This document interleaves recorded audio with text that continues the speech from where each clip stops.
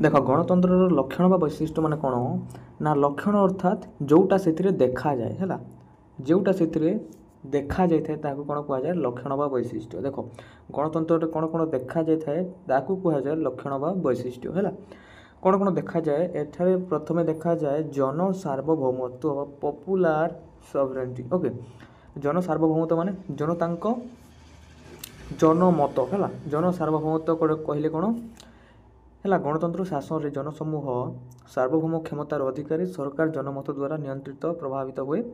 गणतंत्र जनतार स्वर को भगवान स्वर बोली कहुए तो जनता सार्वभौमत्व एठारे देखा जाए जनता ही सबुकिछि एठारे तो जन सार्वभौमत्व कहले जनता ही एठारे सबुकिछि तो जनता द्वारा ता प्रचलित होता है तो तेणु जन सार्वभौमत्व एठारे देखा जाए है।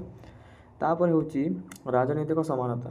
देख राजनीति रे समानता सबू पार्टी को मिली थाए सबू पार्टी निज निजर मतामत बाछि पारती निज निजे इलेक्शन रे से ठिया हो पारती एवं भोट मागी पारती है यहाँ हूँ राजनीतिक समानता मिली थाए।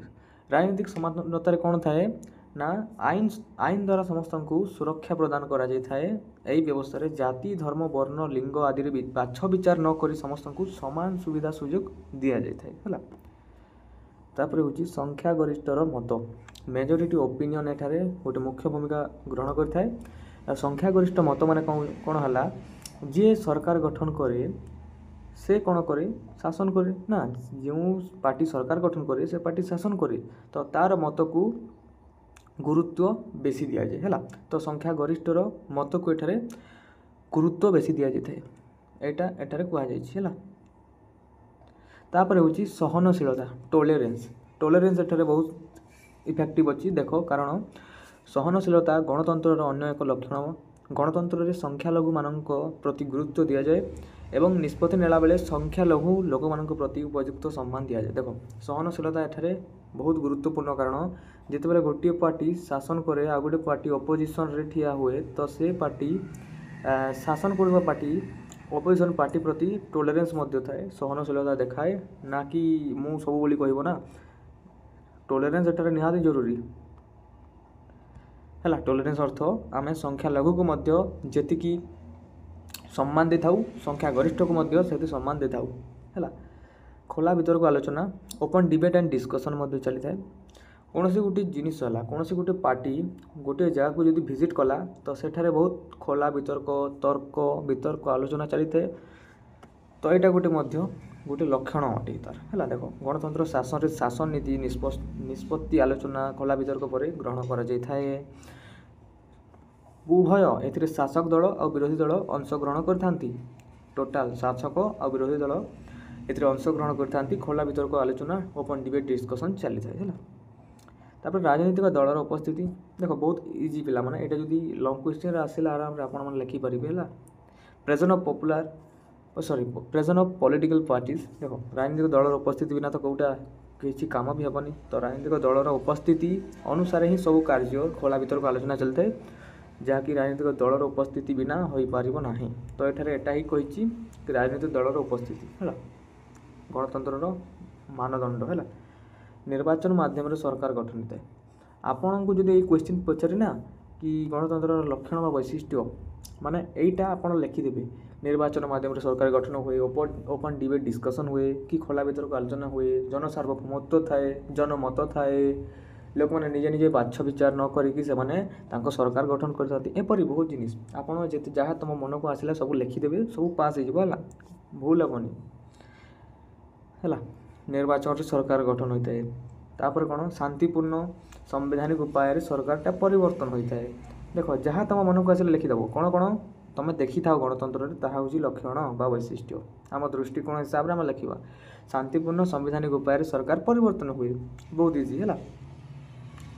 तापर हूँ गणतंत्र गुण कौन गणतंत्र भल भल गुण कौन तापर देखा गणतंत्र दुर्गुण देखा है गोटे हूँ सुगुण देखा गोटे हूँ दुर्गुण देखा है। पहला प्रथम आम सुगुण देखा है सुगुण कौन होता है लोक मान शासन यहाँ भी बहुत इजी आप easily you can remember it you can तुम आराम से बुझीपार है। देख खाली लोक मान शासन गणतंत्र सुगुण प्रथम हूँ लोक मान शासन यहाँ गणतंत्र कौन लोक मान शासन लोक मैंने ही सर्वोच्च क्षमतार अधिकारी होती ଏଠାରେ ସେମାନେ ନିଜ ଇଚ୍ଛା ଅନୁସାରେ ସରକାର ଗଠନ କରିଥାନ୍ତି।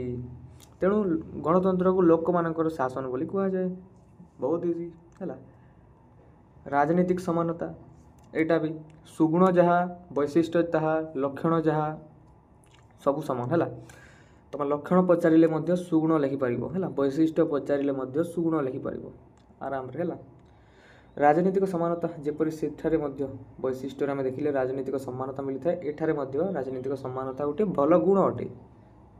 ତାପରେ ହେଉଛି ଦକ୍ଷ ଦୃଢ଼ ପ୍ରଗତିଶୀଳ ସରକାର। ଦକ୍ଷ ଦୃଢ଼ ପ୍ରଗତିଶୀଳ ସରକାର ଆମେ ସୃଷ୍ଟି କରିଥାଉ, ଯାହାଫଳରେ ସେ ଲୋକମାନଙ୍କୁ ଶାସନ କରିଥାଏ ଆଉ ଡେଭଲପ୍ ପାଇଁ କାର୍ଯ୍ୟ କରିଥାଏ ହେଲା। ରାଜ୍ୟ, ଦେଶ ତଥା ଅଞ୍ଚଳ ପ୍ରଗତି ହୋଇଥାଏ। ତେଣୁ ଗଣତନ୍ତ୍ର ଶାସନ ଦ୍ୱାରା ଦକ୍ଷ ଦୃଢ଼ ପ୍ରଗତିଶୀଳ ସରକାର ଗଠନ ହୋଇଥାଏ। ଦେଖ ତାପରେ ହେଉଛି ରାଜନୈତିକ ଶିକ୍ଷା ପ୍ରଦାନ। ଗଣତନ୍ତ୍ର ବ୍ୟକ୍ତିକୁ ରାଜନୈତିକ ଶିକ୍ଷା ଲାଭ କରିବାର ସୁଯୋଗ ପ୍ରଦାନ କରିଥାଏ। ଯେପରି ଆମେ ଯଦି ଗୋଟେ ଗାଁରେ ଆମେ ଯଦି ମେମ୍ବରଟିଏ ଠିଆ କରୁ, ତ ସେ ରାଜନୈତିକ ଶିକ୍ଷା ପାଇ ସେ ଗାଁର ଡେଭଲପ୍ ପାଇଁ କାର୍ଯ୍ୟ କରିକରି ସେ ବହୁତ ସାରା ଶିକ୍ଷା ପାଇଥାଏ। ଏମିତି ଶିକ୍ଷା ଯେଉଁଟାକି ତା'ର ରାଜନୈତିକ କ୍ୟାରିୟର ପାଇଁ ବହୁତ ଗୁରୁତ୍ୱପୂର୍ଣ୍ଣ ଅଟେ ହେଲା। ତ ରାଜନୈତିକ ଶିକ୍ଷା ସବୁ ବ୍ୟକ୍ତି ଏଠାରେ ପାଇଥାନ୍ତି, ଯେଉଁମାନେ ସରକାର ତିଆରି କରିଥାନ୍ତି ଏବଂ ଯେଉଁମାନେ ଏହି ଗଣତନ୍ତ୍ରରେ ସାମିଲ ହୋଇଥାନ୍ତି ହେଲା। ତାପରେ ଆଇନର ଶାସନ। ଏଠାରେ ମୁଖ୍ୟତଃ ଆଇନର ଶାସନ ଦେଖିବାକୁ ମିଳିଥାଏ। ବିନା ଆଇନ ଦ୍ୱାରା ଗଣତନ୍ତ୍ର ତିଷ୍ଠି ପାରିବ ନାହିଁ। ଆମର କନଷ୍ଟିଚ୍ୟୁସନ୍ ବିନା ଗଣତନ୍ତ୍ର ଚାଲିପାରିବ ନାହିଁ। ତେଣୁ ଆଇନର ଶାସନ ଚାଲିଥାଏ। ଆଇନ ସମସ୍ତଙ୍କୁ ସମାନ ମର୍ଯ୍ୟାଦା ଦେଇଥାଏ, ସମାନ ସୁବିଧା ଦେଇଥାଏ ହେଲା। ଧର୍ମ, ବର୍ଣ୍ଣ, ଲିଙ୍ଗ, ବାସସ୍ଥାନ ଭିତ୍ତିରେ ସମସ୍ତଙ୍କ ପାଇଁ ଆଇନ ସମାନ ପ୍ରଯୁଜ୍ୟ ହୋଇଥାଏ। ତାପରେ ହେଉଛି ସଂଖ୍ୟାଲଘୁର ସୁରକ୍ଷା। ଯାହା ଆମେ କହିଲେ ଯେଉଁ ବୈଶିଷ୍ଟ୍ୟ ଲକ୍ଷଣରେ ଆମେ ଯାଉ କହିଲେ ସଂଖ୍ୟାଲଘୁର ସୁରକ୍ଷା। ଗଣତନ୍ତ୍ର ସଂଖ୍ୟାଲଘୁର ସୁରକ୍ଷା କରିଥାଏ ବା ଆମର ଅପୋଜିସନ୍ ପାର୍ଟିର ସୁରକ୍ଷା ହେଲା। ଆତ୍ମନିର୍ଭରଶୀଳତା। ଦେଖ ଗଣତନ୍ତ୍ର ବ୍ୟକ୍ତିର ମର୍ଯ୍ୟାଦା ବୃଦ୍ଧି କରି ତାକୁ ଆତ୍ମନିର୍ଭରଶୀଳତା କରିଥାଏ।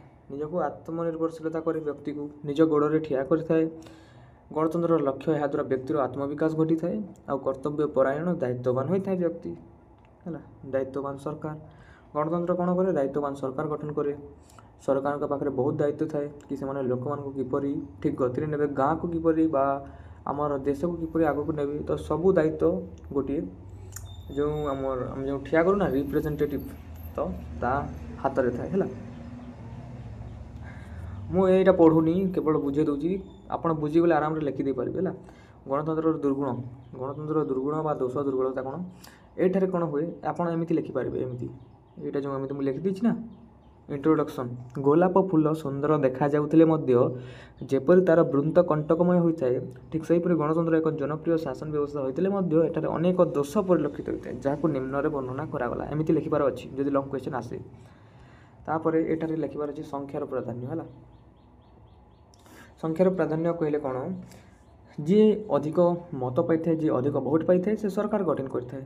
ତ ସଂଖ୍ୟାର ଏଠାରେ ପ୍ରାଧାନ୍ୟ ଅଛି। ସେହି ଦଳ ସରକାର ଗଠନ କରିଥାଏ, ଶାସନ କାର୍ଯ୍ୟ ପରିଚାଳନା କରିଥାନ୍ତି ସେମାନେ ହେଲା। ଯେଉଁ ଦଳ ସଂଖ୍ୟା ବେଶୀ ପାଏ, ତ ସଂଖ୍ୟାର ପ୍ରାଧାନ୍ୟ ଏଠାରେ ଦିଆଥାଏ। ତ କେତେବେଳେ କ'ଣ ନା ଯେଉଁ ଦଳ ଶାସନ ପାଇଁ ଉପଯୁକ୍ତ ହୋଇନଥିଲେ ମଧ୍ୟ ଶାସନରେ କାର୍ଯ୍ୟକ୍ଷମ ରହନ୍ତି, ଯାହାଫଳରେ ଗଣତନ୍ତ୍ର କେତୋଟି ଖରାପ ଲୋକ ମଧ୍ୟ ଏ ଗଣତନ୍ତ୍ରକୁ ଆସନ୍ତି, ଯାହାଦ୍ୱାରା ସଂଖ୍ୟାର ପ୍ରାଧାନ୍ୟ ବଢ଼ିଯାଇଥାଏ ଏବଂ ସେମାନେ କିଛି ନ ଜାଣୁଥିଲେ ମଧ୍ୟ ସେମାନେ କ୍ଷମତା ପାଇଯାଆନ୍ତି, ଯାହାଦ୍ୱାରା ଗଣତନ୍ତ୍ର ବିଫଳତା ଦିଗକୁ ଗତି କରିଥାଏ ହେଲା।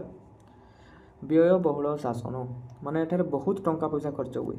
ଗୋଟିଏ ସଭା, ଗୋଟେ ସମିତି, ଗୋଟିଏ ଅର୍ଗାନାଇଜେସନକୁ ଯେତେବେଳେ ଗୋଟେ ନେତା ଯାଆନ୍ତି ନା, ବହୁତ ଟଙ୍କା ଖର୍ଚ୍ଚ ହୋଇଯାଇଥାଏ। ତ ଏଠାରେ ଗଣତନ୍ତ୍ରର ଦୁର୍ଗୁଣ ଗୋଟେ କ'ଣ ନା ଏଠାରେ ବହୁତ ପଇସା ଖର୍ଚ୍ଚ ହୋଇଥାଏ। ସଂଖ୍ୟା ଗରିଷ୍ଠର ଅତ୍ୟାଚାର। ଯେତେବେଳେ ଗୋଟିଏ ଶାସକ ଦଳ ହୋଇଥାଏ ନା, ସେ ସରକାର ଗଠନ କରିଥାଏ, ନିଜ ମନ ମୁତାବକ ଆଇନ ତିଆରି କରିଥାଏ, ତ ସେଟାର ଅତ୍ୟାଚାର ମଧ୍ୟ ବେଶୀ ହୋଇଥାଏ। ଯଦି ଗୋଟିଏ ଅପାଠୁଆ ଲୋକ ଯଦି ତା'ର ଅପାରଗତାର ନିଦର୍ଶନ ଦେଲା ବା ସଂଖ୍ୟା ଗରିଷ୍ଠତା ହେଲା, ତ ସେ କ'ଣ କରିବ? ଅନ୍ୟାୟ କରିବ, ଅପୋଜିସନ୍ ପାର୍ଟି ଉପରେ ଅନ୍ୟାୟ କରିବ। ତ ଏହା ଗୋଟିଏ କାରଣ ହୋଇପାରେ, ଗଣତନ୍ତ୍ରର ଦୁର୍ଗୁଣର ଗୋଟେ କାରଣ ହୋଇପାରେ ସଂଖ୍ୟା ଗରିଷ୍ଠତାର ଅତ୍ୟାଚାର ହେଲା।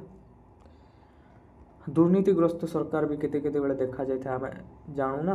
ଗଣତନ୍ତ୍ର ଶାସନ ବ୍ୟବସ୍ଥାରେ ସାଧାରଣତଃ ଦୁର୍ନୀତି ଅଧିକ ପରିମାଣରେ ଦୃଷ୍ଟିଗୋଚର ହୋଇଥାଏ। ନିର୍ବାଚନ ପାଣ୍ଠି ସଂଗ୍ରହ କରିକରି ସରକାରୀ ଖର୍ଚ୍ଚ ପାଇଁ ଆସୁଥିବା ଖର୍ଚ୍ଚକୁ ନିଜ ବ୍ୟକ୍ତିଗତ ପାଣ୍ଠି ହିସାବରେ ସେମାନେ ସଂଗ୍ରହ କରନ୍ତି, ଯାହାଫଳରେ ଦୁର୍ନୀତି କାୟା ବିସ୍ତାର କରିଥାଏ। ଅପାରଗତାର ନିଦର୍ଶନ ଦେଇଥାନ୍ତି, ଜନସାଧାରଣ ଅଂଶଗ୍ରହଣ କରିବାର ସୁଯୋଗ ପାଇଥାନ୍ତି। କେତେକାଂଶ ଅଶିକ୍ଷିତ ବ୍ୟକ୍ତି ମଧ୍ୟ ପଶିଯାଆନ୍ତି ଯାହାଦ୍ୱାରା ଏହା ବିଫଳ ହୋଇଥାଏ। ନିଷ୍ପତ୍ତି ନେବାରେ ବିଳମ୍ବ ହୋଇଥାଏ ଗଣତନ୍ତ୍ରରେ ହେଲା। ଗଣତନ୍ତ୍ରରେ ନିଷ୍ପତ୍ତି ନେବାରେ ବିଳମ୍ବ ହୋଇଥାଏ। ଗୋଟିଏ ଆଲୋଚନା ସମାଲୋଚନା ହେଲେ ବହୁତ ନିଷ୍ପତ୍ତି ନିଆଯାଇଥାଏ। ସେ କହିବ ଏହାକୁ, ଏ କହିବ ସେ, ତ ବହୁତ ଏସବୁ ପର୍ଯ୍ୟାଲୋଚନା ଚାଲିଥାଏ ହେଲା। କୌଣସି ସମସ୍ୟା ନିକଟରେ ତୁରନ୍ତ ନିଷ୍ପତ୍ତି ନିଆଯାଇପାରେ ନାହିଁ। ନିଷ୍ପତ୍ତିରେ ଅନେକ ବିଳମ୍ବ ହୋଇଥିବାରୁ ଲୋକମାନଙ୍କ ମନରେ ସରକାରଙ୍କ ପ୍ରତି ଘୃଣା ଭାବ ଜନ୍ମ ହୋଇଥାଏ। ସେମାନେ ବିଭିନ୍ନ ଅସାମୟିକ କାର୍ଯ୍ୟକଳାପ କରିବା ପାଇଁ ଲିପ୍ତ ହୁଅନ୍ତି ହେଲା, ଯାହାଫଳରେ ଗଣତନ୍ତ୍ର ବିଫଳ ହୋଇଥାଏ ହେଲା। ତ ନେକ୍ସଟ ଭିଡ଼ିଓରେ ଆମେ ପଢ଼ିବା ଗଣତନ୍ତ୍ରର ସଫଳତା ପାଇଁ ଆବଶ୍ୟକ ଉପାଦାନ। ତ